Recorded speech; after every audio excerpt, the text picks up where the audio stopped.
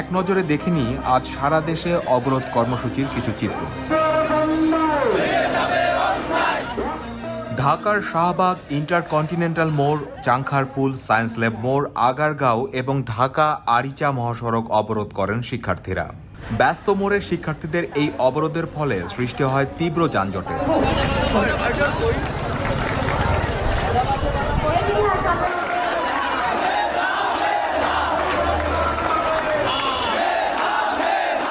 আন্দোলনরত শিক্ষার্থীরা বাস, private car, rickshaw সহ সব ধরনের পরিবহন আটকে দিলেও অ্যাম্বুলেন্সগুলো ছেড়ে দেয়।